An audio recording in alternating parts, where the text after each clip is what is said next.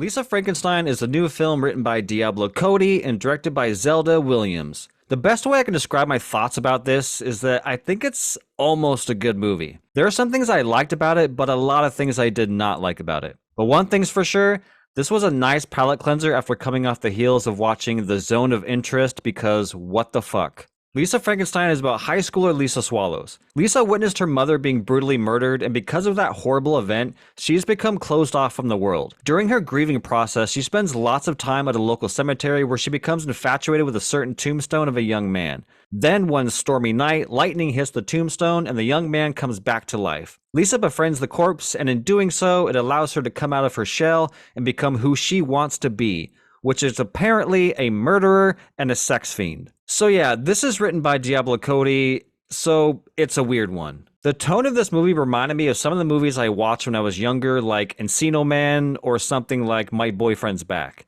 This film takes place in the 80s, so of course we get some familiar costumes and a great soundtrack. The one thing I did like about this movie was how surprised I was with how the plot unraveled.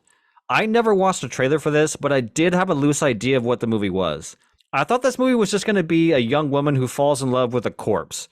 And it definitely is that, but it has some twists and turns up its sleeve. I was expecting scenes like, them going to prom together, or Lisa trying to pass the corpse off as a regular dude. Lisa constantly trying to hide him from everyone. Encino Man kind of stuff. But instead, they end up becoming friends and just murdering a lot of people. And I did not expect that.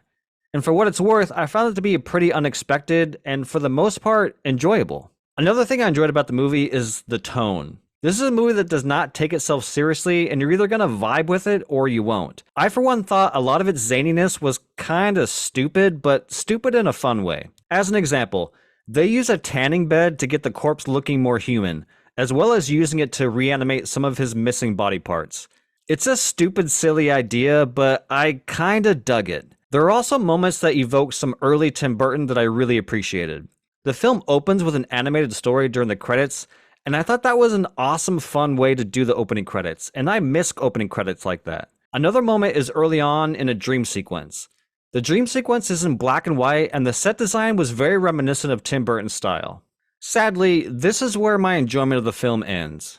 My biggest problem with this film is that I don't think that Lisa is a great protagonist. Not only do I think she's not a great protagonist, but her character change comes out of nowhere and makes no sense. Lisa isn't very likable, and there's really nothing to root for here in this movie. Luckily, Catherine Newton's having tons of fun here in her role, but she cannot save the character from being unlikable. This is a movie where I should be excited for her growth, but instead I was just left in disbelief and wasn't really buying it. As I said before, the murder stuff is fun, but how Lisa gets there is not very believable. One day she's a quiet loner, the next day she's dressed like 80s Madonna and she's a new woman.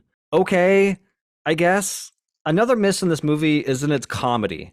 In my opinion, this was not a very funny movie. There was one bit that I really liked that involved the corpse crying, but other than that, all the jokes fell pretty flat. However, it's worth noting that I saw this in a semi-packed theater and there were lots of laughs throughout the movie, so maybe I'm just dead inside, who knows. I also felt like where this movie ended up towards the end was pretty ridiculous. The ending is basically Lisa on a quest to have sex before she inevitably goes to jail, and the last kill of this movie is so outlandish that I was shaking my head. On paper, it's a funny gag, but overall, I don't know, it was just kind of immature. I think there's a good movie buried in here, but unfortunately Diablo never highlights the aspects that we should be caring about. Instead, we get something that's disjointed. There are a few touching moments throughout the film involving Lisa, and they are pretty effective, but then by the next scene, she's running around murdering people, so it just felt a little inconsistent. It's hard for me to tell if Diablo Cody wants us to root for Lisa or hate her, because it's almost like she's writing for both,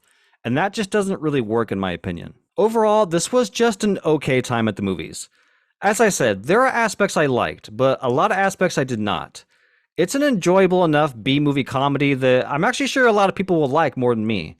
I will admit, comedy is my least favorite film genre, so I'm already a tough crowd. But with all that being said, I would actually recommend people checking this one out. I don't know if I would run to the theater for this, but if you love quirky, silly comedies, then there's probably enough here for you to have a good time.